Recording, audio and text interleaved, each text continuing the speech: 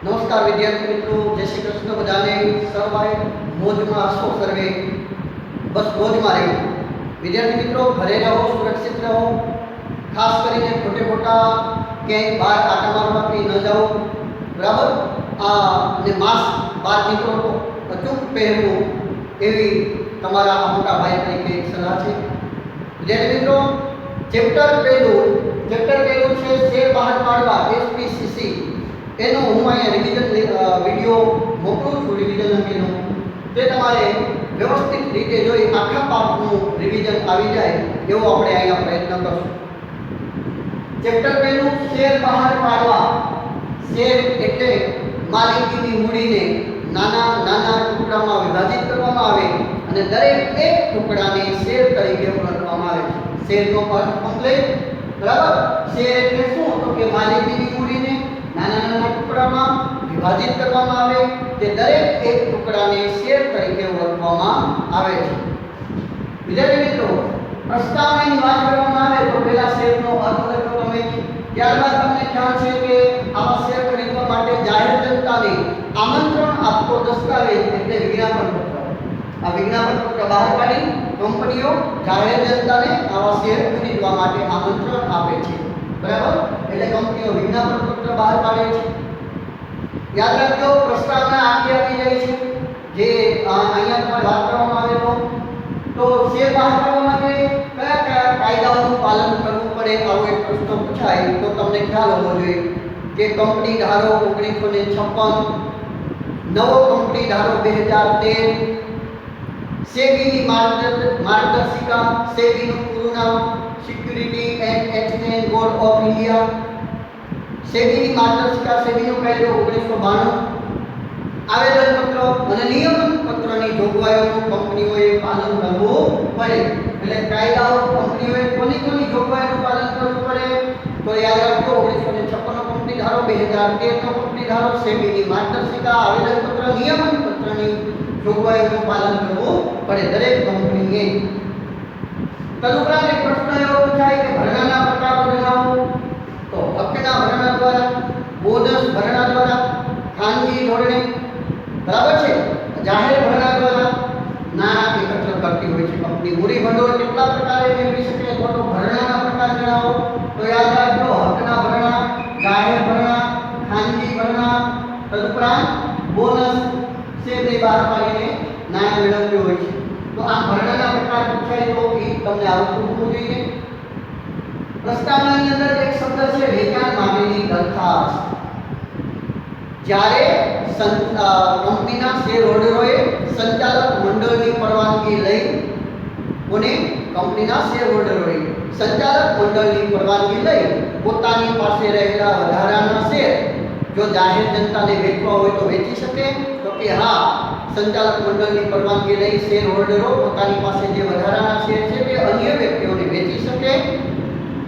ई वेची शके बात साची पण એને શું કહેવાય તો કે એને વેચાણ માટેની દરખાસ્ત તરીકે ઓળખવામાં આવે છે। એટલે કે આ વેચાણ માટેની દરખાસ્ત એટલે શું તો કે જૂના આ શેર હોલ્ડરો છે કે સંચાલક મંડળની પરવાનગી લઈ પોતાની પાસે રહેલા શેર જે વધારાના શેર છે તે અન્ય વ્યક્તિને વેચાણ માટે જે દરખાસ્ત કરવામાં આવે છે તેને વેચાણ માટેની દરખાસ્ત કહેવાય। અને આ વેચાણ માટેની દરખાસ્ત માટે કંપનીઓએ શું બહાર પાડવું પડે છે તો કે વિજ્ઞાપન પત્ર બહાર પાડવું પડે, જાહેર જનતાને આમંત્રણ આપવું પડે અને એ શેર જાહેર જનતામાંથી કોઈ પણ ખરીદી શકે છે। પણ એની માટે કેની જરૂર પડે? ઘણા બધા મધ્યસ્થીઓની જરૂર પડે છે। Lead manager, depository participant, syndicate member, rating એજન્સીઓ, દલાલો, ભરણાની બેંકો આ બધા જ મધ્યસ્થીઓ તરીકે કામગીરી કરે છે અને બધાના મધ્યસ્થીઓની મદદથી કંપની આ રીતે શું કરે છે શેરનું ખરીદ વેચાણ કરાવી શકે છે। તો આ છે પહેલી પ્રસ્તાવના, બરાબર। વિજ્ઞાપન પત્રનો અર્થ, શેરનો અર્થ, કયા કયા કાયદાઓનું પાલન કરવું પડે તે, વેચાણ માટેની દરખાસ્ત એટલે શું, કોણ કોણ મધ્યસ્થી તરીકે કામગીરી કરે છે અને છેલ્લો પ્રશ્ન કદાચ પૂછવો હોય તો એ પૂછી શકે કે આવા વિજ્ઞાપન પત્ર બહાર પાડતી વખતે કંપનીએ કોની મંજૂરી લઈ અને પછી શેરની વેચણી કે અન્ય અંગેની વેચણી કરી શકે તો યાદ રાખજો એની તો કે SEBI security and exchange board of ઇન્ડિયાની પરવાનગી લઈ કંપની આવું વિજ્ઞાપન પત્ર બહાર પાડી આવી રીતે શેરનું ખરીદ વેચાણ કરાવી શકે છે. કોની પરવાનગી લેવી પડે? સેબીની મંજૂરી મેળવવી પડે.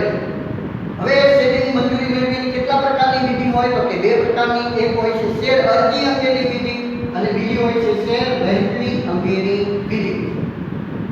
વિદ્યાર્થી મિત્રો, અરજી અંગેની વિધિ કોર્સમાંથી નીકળી ગઈ છે. શેર વહેંચણી અંગેની વિધિ તમારે સમજવાની છે. ચલો, શેર વહેંચણી અંગેની વિધિ. તો પહેલા શેર વહેંચણીનો અર્થ લખવાનો, બરાબર? શેરની ફાળવણી કરવાની અને એના ડિમેટ ખાતામાં શેર જમા કરવાના ત્યાં સુધીની આખી પ્રક્રિયા એટલે શેર વહેંચણી અંગેની વિધિ. પાછું રિપીટ કરી દઉં. વિજ્ઞાપન પત્રમાં તમને ખ્યાલ જાહેરાત આપી શું કરવામાં આવ્યું? શેરની ફાળવણી કરવામાં આવી. ફાળવણી કઈ રીતે કરી ખબર છે ને? સંચાલક મંડળ ભેગું થાય, અરજીઓને તપાસે, પછી મંજૂર અને નામંજૂર કરે, જેના મંજૂર થયા હોય એના આગળ ફાળવણી પત્રક તૈયાર કરે અને એના ડિમેટ ખાતામાં શેર જમા કરે ત્યાં સુધીની આખી પ્રક્રિયા એટલે શેરની વહેંચણી. તમારે બે શબ્દ યાદ રાખવાના છે. શેરની શું કરવાની? ફાળવણી કરવામાં આવે અને ડિમેટ ખાતામાં શેર જમા કરવામાં આવે ત્યાં સુધીની આખી પ્રક્રિયા એટલે શેરની વહેંચણી. બરાબર? તો આ શેરની વહેંચણીની અંદર તમે એમ લખી શકો આસપા દ્વારા ડિમેટ ખાતામાં શેર બ્લોક કરી માંડી અને લીડ મેનેજર રજિસ્ટર ઓફિસે એની નોંધણી કરે ત્યાં સુધીની આખી પ્રક્રિયા એટલે શેર વહેંચણી અંગેની વિધિ. તો પણ સાચું ગણાશે. હવે શેર વહેંચણીની વિધિની અંદર તમારે શબ્દો યાદ રાખવાના છે. જોતા જજો, એકવાર વાંચો, પ્રયત્ન કરજો. આ 5 શબ્દો તમે યાદ રાખી લો અથવા તો ઉપરના 4 શબ્દો યાદ રાખો એટલે આખી વિધિ તમને આવડી ગઈ. પહેલો શબ્દ યાદ રાખવાનો આસપા, સિન્ડિકેટ મેમ્બર, હરિયાણાના રજિસ્ટ્રાર, ડિપોઝિટરી, લીડ મેનેજર. હવે આ શબ્દો ખાસ યાદ રાખવા પડે એટલું તો તમારે મહેનત કરવી જ પડશે. બરાબર? એમાં તથાસ્તુ કઈ તમને નહીં આવડે. આ તમારે કરવું જ પડશે કે આસપા પછી આની શું કામગીરી છે તે લખવાની એટલે વિધિ કમ્પ્લીટ થઈ ગઈ. ચલો, આસપાની કામગીરી શું રહેલી છે? તો કે આસપા એટલે application supported by blocked amount. આ આસપા એક શું છે? તો કે એક એપ્લિકેશન છે. કોના દ્વારા પ્રોવાઈડ કરવામાં આવે છે? તો કે બેંક દ્વારા આ એપ્લિકેશન પૂરી પાડવામાં આવે છે. અને આ એપ્લિકેશન શું કરે છે? તો તમને ખ્યાલ છે પોતાના ડિમેટ ખાતાની અંદર તમારા જે નાણાં હોય એને બ્લોક કરી દે છે, સ્થગિત કરી દે છે. તમારા ડિમેટ ખાતામાં એટલે કે તમારું બેંકમાં જે ખાતું છે તેમાં તમારા પૈસાને બ્લોક કરી દે, જેથી કરીને તમે દાખલા તરીકે 15,000 ના શેર ખરીદવા માટેની અરજી કરી હોય તો તમારા ખાતામાં 15,000 આ એપ્લિકેશન છે એ શું કરી દે? બ્લોક કરી દે, જેથી કરીને તમે 15,000 તમારા જ ખાતામાંથી તમે ઉપાડી શકો નહીં. કેમ? તો કે તમે શેર ખરીદવા માટે અરજી કરી છે. એટલે આ કામગીરી કોણ કરે છે? તો કે આસપા કરે છે. હવે જેને શેર ખરીદવા માટે અરજી કરી હોય એની આખી યાદી આ બેંક છે એ કોને આપે છે? તો કે સિન્ડિકેટ મેમ્બરને આપે છે. ચલો, આસપાની કામગીરી તમને ખ્યાલ આવી ગયો. ખાતામાં પૈસા બ્લોક કરી દીધા અને એની યાદી કોને મોકલી? સિન્ડિકેટ મેમ્બરને મોકલી કે આ લોકોએ શેર ખરીદવા અરજી કરી છે. હવે સિન્ડિકેટ મેમ્બરની કામગીરી શરૂ થશે. સિન્ડિકેટ મેમ્બર શું કરે છે? સાંભળો. સિન્ડિકેટ મેમ્બરની અંદર ટૂંકમાં હું કહીશ કે આ સિન્ડિકેટ મેમ્બર આવેલી જે અરજીઓ છે તે અરજીઓની વિગત એની વિગત તેમાં તો કે ઇલેક્ટ્રોનિક બિલ્ડિંગ સિસ્ટમની અંદર એ બધી ભરે છે. તમને ખબર છે ને, ઇલેક્ટ્રોનિક બિલ્ડિંગ સિસ્ટમ કમ્પ્યુટરની અંદર આ બધી વિગતો જેની અરજીઓ આવે એની વિગતો ભરશે. એ વિગતમાં શું હોય? તો કે અરજદારનું નામ, અરજદારનું સરનામું, એની શેરની કેટલી સંખ્યા કેટલી છે, બરાબર, એનો ડિપોઝિટરી નંબર, એનો ડિમેટ ખાતા નંબર, એને કેટલી રકમ ભરી છે, આ બધી વિગતો syndicate member electronic building system દ્વારા વિગત ભરશે. ચાલો, કોની કામગીરી? સિન્ડિકેટ મેમ્બરની શું કરી? ઇલેક્ટ્રોનિક બિલ્ડિંગ સિસ્ટમમાં વિગત ભરી. વિગત ભરી એટલે કામગીરી પૂરી ના. એને વિગત ભર્યા પછી બે વ્યક્તિને મોકલે છે માહિતી. કેટલા વ્યક્તિને? બે. એમાંના એક હોય છે ભરણા રજિસ્ટ્રાર અને બીજું કોને માહિતી મોકલે છે? તો કે માન્ય શેર બજાર. બરાબર? માન્ય શેર બજારને મોકલી અને ભરણા રજિસ્ટ્રારને માહિતી મોકલી. હવે સાંભળજો, સિન્ડિકેટ મેમ્બરની કામગીરી પૂરી. કોની કામગીરી શરૂ થાય? ભરણા રજિસ્ટ્રારની કામગીરી શરૂ થાય. હવે ભરણા રજિસ્ટ્રાર આમ જોઈએ તો 3 કામગીરી કરે છે. કેટલી કામગીરી કરે છે? તો કે 3. ભરણા રજિસ્ટ્રાર પહેલું કામ શું કરે છે? તો કે અલગ અલગ વર્ગની અંદર વહેંચણી કરે. છૂટક રોકાણકારો અલગ પાડે, ઊંચી નેટવર્ક ધરાવતા રોકાણકારોને અલગ પાડે, વિદેશી રોકાણકારો અલગ, કર્મચારીઓને અલગ, સંસ્થાકીય રોકાણકારો અલગ. આમ અલગ અલગ વર્ગની અંદર આજે ભરનાર વિસ્તારથી અલગ અલગ વર્ગની અંદર વહેંચણી કરે છે. વર્ગની અંદર વહેંચણી કર્યા પછી તમને ખ્યાલ છે ને આખું ગામ ભેગું કરે, બધાને ભેગા કરે. કોને કોને? તો કે syndicate member, lead manager, secretary, સંચાલક મંડળ, આ બધા ભેગા અને ભેગા થઈ અને ત્યાર પછી શેરની ફાળવણી અંગેનો શું નક્કી કરે? તો કે આધાર નક્કી કરે. શેરની ફાળવણી અંગેનો શું નક્કી કરે? આધાર નક્કી કરે. અને એ આધારને આધારે અંતે આ ભરનાર રજિસ્ટ્રારને એ શેરની શું કરશે? ફાળવણી કરશે અને એના આધારે એક ફાળવણી પત્રક તૈયાર કરશે. સમજાઈ ગયું? કોની કામગીરી આપણે સમજ્યા? ભરનાર રજિસ્ટ્રારની. પહેલા શું કર્યું? અલગ અલગ વર્ગની અંદર વહેંચણી કરી. કયો કયો વર્ગ? છૂટક રોકાણકારો, ઊંચી નેટવર્ક ધરાવતા રોકાણકારો, વિદેશી રોકાણકારો, બધા વર્ગની અંદર વહેંચણી કરી. ત્યાર પછી બધા ભેગા કરી ફાળવણીનો આધાર નક્કી કર્યો. આધારને આધારે શું કરી? ફાળવણી કરી અને અંતે આ ભરનાર રજિસ્ટ્રારને એની નકલ કેટલા વ્યક્તિઓને મોકલી? 3 વ્યક્તિઓને મોકલી. કોને કોને? તો કે ડિપોઝિટરીને, એક માન્ય શેર બજારને અને બીજો સેબીને. બરાબર? હવે ત્યાંથી કામગીરી કોની શરૂ થઈ? તો કે ડિપોઝિટરીની. હવે ડિપોઝિટરીની કામગીરી શું? તો કે એસએમએસ કે ઈમેલ દ્વારા, કેના દ્વારા? એના ડીમેટ ખાતામાં શેર જમા કરી એસએમએસ કે ઈમેલ દ્વારા જે તે અરજદારને જાણ કરવાની. બરાબર? એ કોની કામગીરી? ડિપોઝિટરીની. અને લીડ મેનેજરની કામગીરી શું? તો માન્ય શેર બજારની અંદર એ જે અરજીઓ આવેલી છે એ બધાની શેર બજારમાં શું કરે છે? નોંધણી કરે છે. યાદ રાખો, લીડ મેનેજર શું કામગીરી કરે? તો કે શેર બજારની અંદર જે શેર બજાર છે એની અંદર શું કરે છે? તો કે એ જે અરજદારો છે એ નોંધણી કરવાનું કામ લીડ મેનેજર કરે. એટલે આ એસએમએસ કે ઈમેલ દ્વારા જાણ કરી દીધી અને શેર બજારમાં નોંધણી થઈ ગઈ એટલે શેર વેચણીની કામગીરી પૂરી. રેડી? તો તમને આવડી જશે. એક બે વાર આ ટ્રાય કરવાનું, નામ યાદ રાખવાના, પછી એના આધારે કઈ કઈ કામગીરી કોની છે. બરાબર? આખા ખાતામાં પૈસા બ્લોક કરી એ કોને માહિતી મોકલી? સિન્ડિકેટ મેમ્બરે. એને ઇલેક્ટ્રોનિક બિલિંગ સિસ્ટમની અંદર વિગત ભરીને પછી કોને મોકલી? બેને ભરનાર રજિસ્ટ્રારને અને માન્ય શેર બજારને. ભરનાર રજિસ્ટ્રારે શું કર્યું? અલગ અલગ વર્ગની અંદર વહેંચણી કરી, બધાને ભેગા કર્યા, ફાળવણીનો આધાર નક્કી કર્યો, આધારને આધારે ફાળવણી કરી અને પછી 3ને મોકલી માહિતી. કોને કોને? ડિપોઝિટરીને, માન્ય શેર બજારને અને સેબી. ડિપોઝિટરીએ શું કર્યું? તો કે એસએમએસ કે ઈમેલ દ્વારા જાણ કરી દીધી અને લીડ મેનેજરે શેર બજારની અંદર નોંધણી કરી દીધી. એટલે શેર વેચણીની આખી વિધિ પૂરી. રેડી? આ વિધિ કમ્પ્લીટ તમે તૈયાર કરી નાખજો. પૂછાય એવી છે. વિદ્યાર્થી મિત્રો, આગળ વાત કરવામાં આવે તો અનિયમિત શેર વેચણી અને ગેરકાયદેસર શેર વેચણી.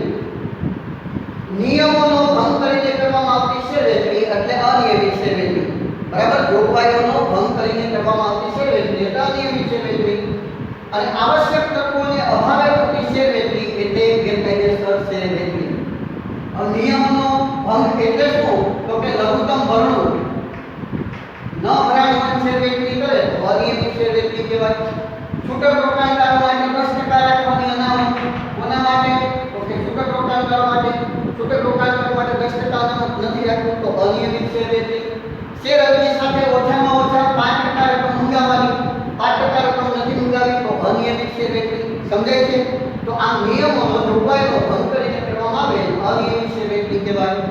ગેરકાયદેસર શેર વેચણી એટલે શું?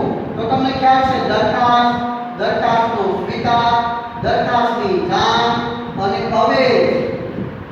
આ 4 આવશ્યક તત્વો છે. આવશ્યક તત્વોને અભાવે થતી શેર વેચણી એટલે ગેરકાયદેસર શેર વેચણી. હવે બંનેનો તફાવત તમને આવી ગયો. અર્થ જોગવાઈનો ભંગ કરીને કરવામાં આવતી શેર વેચણી એટલે અનિયમિત શેર વેચણી. આવશ્યક તત્વોના અભાવે થતી શેર વેચણી એટલે ગેરકાયદેસર શેર વેચણી. દાખલા તરીકે લઘુત્તમ ભરણું ન ભરાણું હોય કરવામાં આવે તો અનિયમિત શેર વેચણી. દરખાસ્તનો સ્વીકાર, દરખાસ્તની જાણ, અવેજ જેવા સંજોગો હોય ત્યારે ગેરકાયદેસર શેર વેચણી. આવડે આટલું? હવે બે પોઈન્ટમાં બીજા ઉમેરી દો કે અનિયમિત શેર વેચણી રદ-બાતલ કરવી પડે. બરાબર? શું કરવી પડે? અનિયમિત શેર વેચણી રદ-બાતલ કરાવવી પડે. ગેરકાયદેસર શેર વેચણી પહેલાથી જ રદ-બાતલ હોય, રદ-બાતલ કરાવવી પડે નહીં. આમાં સભ્યપદનો અંત લાવવો પડે. સભ્યપદનો અંત અનિયમિત શેર વેચણીમાં લાવવો પડે. ગેરકાયદેસર શેર વેચણીમાં કંપનીમાં સભ્યપદ મળ્યું જ નથી હોતું એટલે એનો અંત લાવવાનો કોઈ પ્રશ્ન જ ઉદ્ભવતો નથી. તો આ થઈ ગયો અનિયમિત શેર વેચણી અને ગેરકાયદેસર શેર વેચણી વચ્ચેનો તફાવત. વિદ્યાર્થી મિત્રો, પ્રશ્ન મને આયાથી લાગે છે ગેરકાયદેસર શેર વેચણી સમજાવો. તો તમને યાદ હોવું જોઈએ કાયદાનો ભંગ કરીને આવશ્યક તત્વના અભાવે થતી શેર વેચણી એટલે ગેરકાયદેસર શેર વેચણી. પછી એમાં દરખાસ્ત એટલે શું તમને આવડે છે સમજાવી દેવાનું. શેર ખરીદવા માટે કરવામાં આવતી અરજી એટલે દરખાસ્ત. દરખાસ્તનો સ્વીકાર એટલે શું? એ અરજીને મંજૂરી મળે એટલે દરખાસ્તનો સ્વીકાર. એ અરજદારને નોટિસ દ્વારા જાણ કરે તો એને કહેવાય દરખાસ્તની જાણ. અને એ અરજી સાથે જે મંજૂરી પત્ર મોકલવામાં આવે એની સાથે જે રકમ ભરે એને શું કહેવાય? તો કે અવેજ તરીકે ઓળખવામાં આવે છે. તો આમ મંજૂરી પત્ર સાથે મંગાવેલી રકમ અરજદાર ચૂકવે એટલે એને અવેજ ચૂકવ્યો કહેવાય. તદુપરાંત વાત કરવામાં આવે નિયમન પત્રનો ભંગ કરવામાં આવે એટલે ગેરકાયદેસર શેર વેચણી બને. નિયમન પત્રનો ભંગ. તદુપરાંત વાત કરવામાં આવે આવેદન પત્રની ઉપરવટ કલમની ઉપરવટ જાય એટલે ગેરકાયદેસર શેર વેચણી બને. કોઈ સંચાલકો વ્યક્તિગત નિર્ણય લે તો ગેરકાયદેસર શેર વેચણી બને. બરાબર? તો આ યાદ રાખજો. શેર બજારમાં નોંધણી કરવાનું કીધું હોય શેર બજારમાં નોંધણી ન કરવામાં આવે તો ગેરકાયદેસર શેર વેચણી ગણાતી હોય. બરાબર? તો આ રીતે અનિયમિત શેર વેચણી અને ગેરકાયદેસર શેર વેચણીનો તફાવત કરી નાખવાનો અથવા એનો પ્રશ્ન પૂછાય તો તમને આવડતો હોવો જોઈએ. ત્યારબાદ વાત કરવામાં આવે તો કે ત્યાગપત્ર. શેની વાત કરશું? ત્યાગપત્ર. વિદ્યાર્થી મિત્રો, ત્યાગપત્ર જે છે તે આ તો વિદ્યાર્થી મિત્રો સમજવાનું છે આપણે ત્યાગપત્ર. શું સમજવાનું? ત્યાગપત્ર. હવે ત્યાગપત્ર એટલે શું? તો ત્યાગપત્ર સમજતા પહેલા તમારે સમજવું પડે હકના શેર, જે તમને ખ્યાલ હશે. શું સમજવું પડે? હકના શેર. હકના શેર એટલે શું?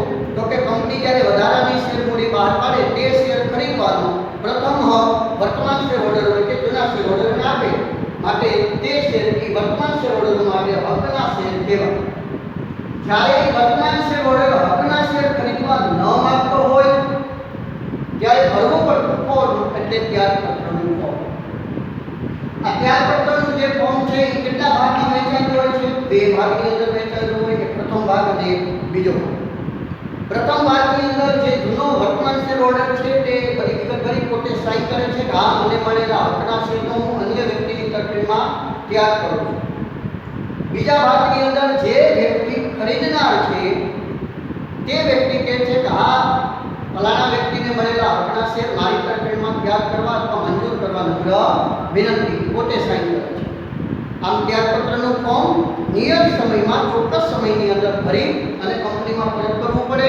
નહીંતર એ જૂનો શેર હોલ્ડર છે તે હકના શેરનો માલિક બની જતો હોય છે અને પછી ફેરબદલીની લાંબી વિધિમાંથી પસાર થવું પડે. એટલા માટે નિયત સમયની અંદર આ ત્યાગપત્રનું ફોર્મ ભરી અને કંપનીને શું કરી દેવાનું? પરત કરી દેવાનું. જેથી કરીને જો તેને હકના શેર ન ખરીદવા હોય તો તે અન્ય વ્યક્તિની તરફેણમાં ત્યાગ કરી શકે. તો વિદ્યાર્થી મિત્રો, આ ત્યાગપત્ર અંગેની ટૂંકણું પૂછાય તો પણ તમારે વ્યવસ્થિત સારા અક્ષરે લખવાની રહેશે. પહેલા હકના શેર સમજાવવા, પછી કેટલા ભાગમાં વહેંચાયેલું હોય છે, પ્રથમ ભાગમાં કોણ સહી કરે, બીજા ભાગમાં કોણ સહી કરે, શા માટે નિયત સમયમાં ભરીને આ ફોર્મ મોકલવું પડે, એટલે તમને ત્યાગપત્રની ટૂંકનોંધ આવડી જાય. રેડી? ત્યારબાદ શેર નિયમ લિયન એ ટૂંકનોંધ પણ તમારે જે જૂનો વિડીયો આપણે પડેલા છે એમાંથી જોઈ લેવા મિત્રો. તદુપરાંત વાત કરીએ શેર ડિવિડન્ડ. શેર પર ચૂકવવામાં આવતું નાણાકીય વળતર એટલે ડિવિડન્ડ. ડિવિડન્ડની અંદર તમને ખ્યાલ છે ને, રોકડમાં ચૂકવાય. બરાબર? ડિવિડન્ડના બદલે બોનસ શેર આપી શકાય નહીં. ડિવિડન્ડમાં વચગાળાનું ડિવિડન્ડ અને વાર્ષિક ડિવિડન્ડ. બરાબર? એ બંને વાર્ષિક ડિવિડન્ડ કોને કહેવાય અને વચગાળાનું ડિવિડન્ડ કોને કહેવાય? વાર્ષિક ડિવિડન્ડ કોણ મંજૂર કરે, કોણ બહાર પાડે, અને વચગાળાનું ડિવિડન્ડ કોણ બહાર પાડે, કયું ડિવિડન્ડ દેવું ગણાય, આ તફાવત તમે તૈયાર કરી નાખો એટલે એ ટૂંકનોંધ શેર ડિવિડન્ડની ટૂંકનોંધ પણ તમને આવડી જાય. સમજાય છે ને?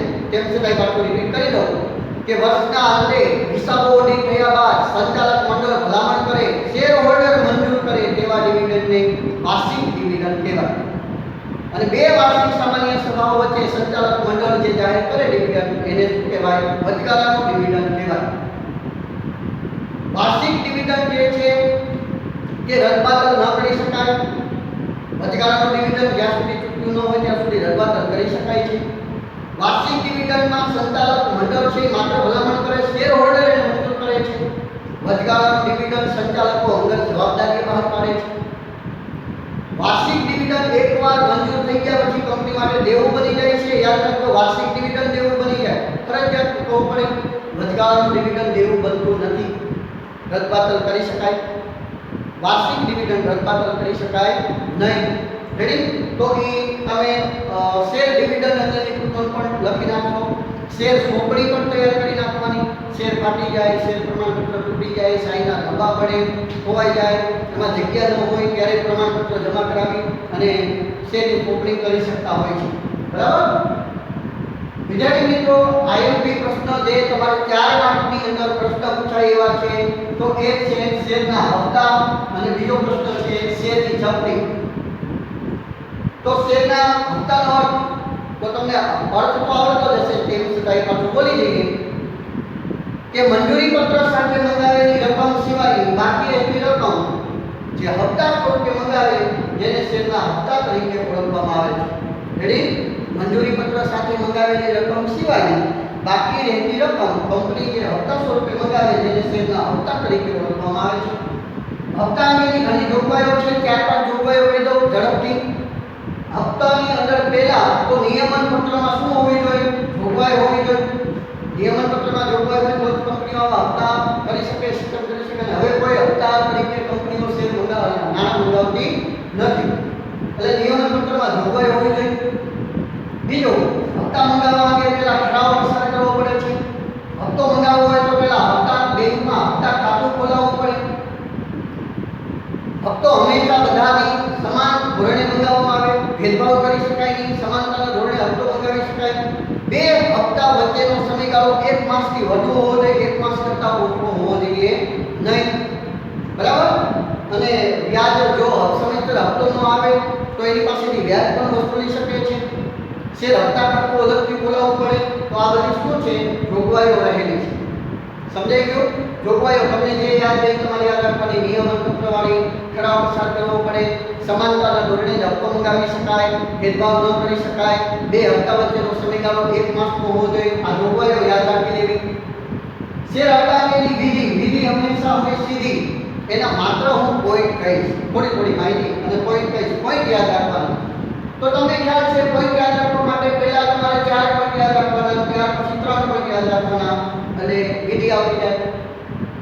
શેર હપ્તા અંગેનો સર્વપ્રથમ શું પસાર કરવો પડે? ઠરાવ પસાર કરવો પડે.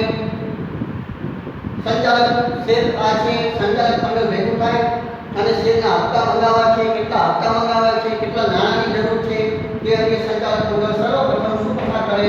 ઠરાવ પસાર કરે. ત્યારબાદ તમને ખબર છે સભ્યપત્રક શું કરી દેવું પડે? બંધ કરી દેવું પડે. શેરનું ખરીદ વેચાણ અટકાવી દેવું પડે. બરાબર? મુક્તપણે શેરની ફેરબદલી કંપનીનું આગવું લક્ષણ છે તેમ છતાંય સભ્યપત્રક બંધ કરી શકાય છે. અને સભ્યપત્રક બંધ કરવાનું તે અંગેની કેટલા દિવસ અગાઉ? તો કે 7 દિવસ અગાઉ વર્તમાન પત્રની અંદર જાહેરાત આપવી પડે. સભ્યપત્રક બંધ કરવા અંગેની 7 દિવસ અગાઉ તેમાં વર્તમાન પત્રમાં જાહેરાત આપવી પડે, જાણ કરવી પડે. બીજું, હપ્તાની યાદી તૈયાર કરવી. કોને હપ્તા બાકી છે તેની યાદી તૈયાર કરે. કોનો હપ્તા અગાઉથી આવી ગયા છે તેના નામ ન આવે આમાં. બરાબર? હપ્તા જેના બાકી છે એનું નામ, સરનામું, કેટલી રકમ, કેટલો હપ્તો એને ભરવાનો થશે, આ બધી યાદી તૈયાર કરે.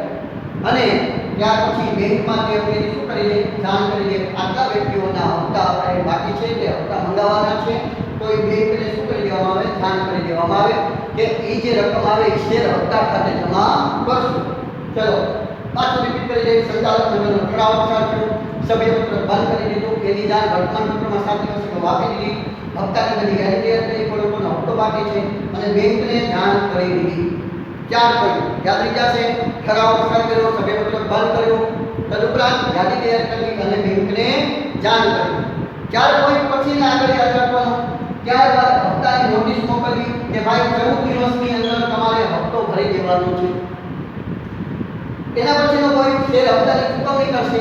એટલે દરેક શેર હોલ્ડરો જેને 14 દિવસનો ટાઈમ આપ્યો છે, આ 14 દિવસની અંદર બધા જ શેર હપ્તા ખાતે નાણાંની શું કરી દેશે? હપ્તાની રકમની બેંકમાં ચૂકવણી કરી આપશે. બરાબર? હવે 14 દિવસના સમયગાળામાં હપ્તાની ચૂકવણી ચૂકવણી થશે અને એ ચૂકવણીના આધારે બેંક છે એ ભરણા ચીઠી બનાવશે. યાદ છે ને, શું બનાવશે? ભરણા ચીઠી તૈયાર કરશે.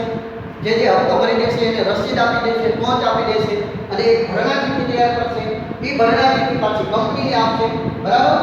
અને કંપનીની અંદર તમને ખબર છે છેલ્લે હપ્તા પત્રકમાં એની શું કરવામાં આવે? નોંધ કરવામાં આવે સેક્રેટરી દ્વારા ભરણા ચીઠીના આધારે જેના હપ્તા આવી ગયા છે તેની હપ્તા પત્રકની અંદર શું કરી દેવામાં આવે? તો કે નોંધ કરી દેવામાં આવે આના હપ્તા ભરાઈ ગયા છે.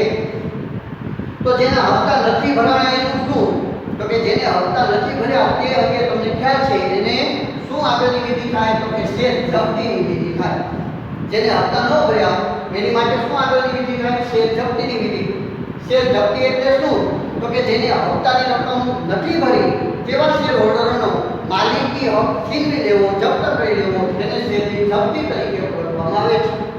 રેડી? શેર જપ્તીની ઘણી બધી અસર થતી હોય છે. શેર જપ્ત કરવાથી જેના શેર જપ્ત કર્યા છે એનો માલિકી હક છીનવાઈ જાય, એને કંપની બીજી વાર શેર પણ ન આપે, એને ભરેલી રકમ પણ જપ્ત થઈ જાય, બરાબર? મતાધિકાર છીનવાઈ જાય, આવી બધી અસર થતી હોય છે. શેર જપ્તીની વિધિ તમારે યાદ રાખવાની છે. તો વિધિની અંદર કોઈ યાદ રાખજો. સર્વપ્રથમ બાકી હપ્તાની શું તૈયાર કરી? યાદી તૈયાર કરી. યાદ રાખજો કઈ રીતે યાદ રાખો? બાકી હપ્તાની યાદી તૈયાર કરી. આટલા શેર હોલ્ડરોના હપ્તા બાકી છે. બાકી હપ્તાની યાદી તૈયાર કર્યા પછી સંચાલક મંડળ સમક્ષ રજૂ કર્યું કે આટલા વ્યક્તિઓએ હજી હપ્તા ભરેલા નથી. સંચાલક મંડળ એમ કહે છે કે શેર જપ્તીની કાર્યવાહી શરૂ કરી જાય. એટલે શેર જપ્તીની કાર્યવાહીની શરૂઆત કરી દો. એટલે શરૂઆતનો પહેલું સ્ટેપ સ્મૃતિપત્ર મોકલવાનું. એટલે કે માય ડિયર, મારા વાલા, તમે હપ્તો ભર્યો નથી, સમયસર શું કરી દો? આ તારીખ સુધીમાં હપ્તો ભરી દેજો. એવું એને સ્મૃતિપત્ર મોકલવાનું. સ્મૃતિપત્ર એટલે યાદ અપાવતો પત્ર, બરાબર? કે તમારે આ રકમ હપ્તાની ભરવાની છે, તો એના માટે સ્મૃતિપત્ર મોકલે. તેમ છતાંય હપ્તાની રકમ ન ભરે એટલે આગળનું સ્ટેપ ચેતવણી પત્ર મોકલવામાં આવે કે જો હવે 14 દિવસમાં તમે હપ્તાની રકમ ન ભરી તો તમારો માલિકી હક જપ્ત કરવામાં આવશે. આવી ચેતવણી આપવામાં આવે. સમજાણું કે ન સમજાણું? આ 4 પોઈન્ટ પહેલા યાદ રાખી લેજો. બાકી હપ્તાની યાદી તૈયાર કરી. બાકી હપ્તાની યાદી તૈયાર કરી શું કરી? સંચાલક મંડળ સમક્ષ રજૂ કરી. સંચાલક મંડળે ઠરાવ પસાર કર્યો. શેર જપ્તીની કાર્યવાહી શરૂ કરો. સાંભળજો, શેર જપ્ત કરો એમ નહીં, શેર જપ્તીની કાર્યવાહી શરૂ કરો.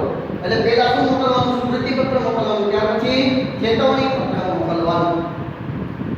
આ સુધીમાં ઘણા શેર હોલ્ડરો હપ્તા ભરી દે, પણ ઘણા એવા હોય કે તેમ છતાં પણ હપ્તો ભરતા નથી. હવે હપ્તો નથી ભરતા તો આગળની વિધિ. તેમ છતાંય હપ્તો ન ભરે તેની યાદી તૈયાર કરી અને સંચાલક મંડળ સમક્ષ પાછી રજૂ કરવામાં આવે. એટલે સંચાલક મંડળ શેર જપ્તીનો ઠરાવ પસાર કરે. એટલે સંચાલક મંડળ આને યાદ રાખજો, શેર જપ્તીનો ઠરાવ પસાર કર્યો. ઠરાવ એટલે એવો હવે એનો માલિકી હક છીનવી, એનો માલિકી હક જપ્ત કરી, એને કહેવાય શેર જપ્તીનો ઠરાવ. હવે શેર હોલ્ડર હપ્તા ભરે તો પણ ન ચાલે, કારણ ઠરાવ પસાર થઈ ગયો. કેનો? શેર જપ્તી. તો શેર જપ્ત થઈ ગયા, માલિકી હક છીનવાઈ ગયો. હવે આગળ શું કરવામાં આવે? તો કે શેર જપ્તીની નોટિસ મોકલવામાં આવે. કોને? તો કે શેર હોલ્ડરને જણાવી દેવામાં આવે તમારા જે શેરના માલિક હતા હવે તમે શેરના માલિક રહ્યા નથી, તમારો માલિકી હક કંપનીએ છીનવી લીધો છે, એવી શેર હોલ્ડરને જાણ કરી દેવામાં આવે, જેને શેર જપ્તીની નોટિસ કહેવાય.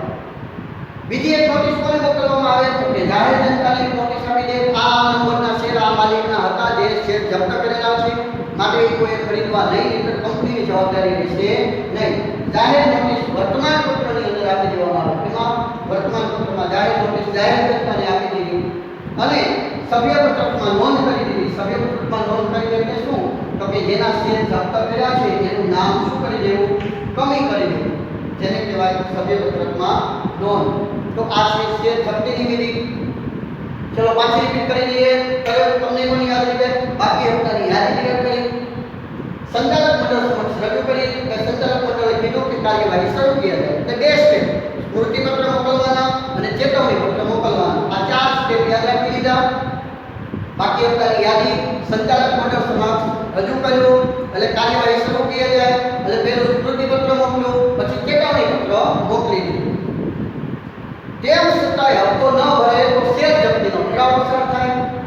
એનો શેર દરજીનો ઠરાવ પસાર થાય ત્યારબાદ નોટિસ મોકલી દેવામાં આવે, જાહેર નોટિસ મોકલી દેવામાં આવે અને સભ્યપત્રમાં નોંધ કરવામાં આવે, જેને શેર જપ્તીની વિધિ તરીકે ઓળખવામાં આવે છે. તો વિદ્યાર્થી મિત્રો, અહીંયા તમારું શેર બહાર પાડવા આખું ચેપ્ટર પૂર્ણ થાય છે. બરાબર? પેલી પ્રસ્તાવના ભણ્યા હતા તમે, બીજું શેર વહેંચણીની વિધિ ભણ્યા. વિધિની અંદર યાદ રાખવાનું આસપાસ સિન્ડિકેટ મેમ્બર, ધરણા રજિસ્ટ્રાર, ડિપોઝિટરી રિંગ મેનેજર, તેના આધારે આખી વિધિ આવડી જાય. અનિયમિત અને ગેરકાયદેસર શેર વેચણીનો તફાવત કરી નાખવો હોય તેના સંજોગો આવી જાય. પ્રશ્ન 2 માર્ક 3 માર્કમાં ગમે ત્યાં પૂછાય, તમને જવાબ આવડતો હોય. ત્યારપત્રની ટૂંકનોંધ ભણ્યા. હકના શેર રિયલ એ તમારે એકવાર ઓલો વિડિયો લેક્ચર જૂના છે એમાં જોઈ લેવું.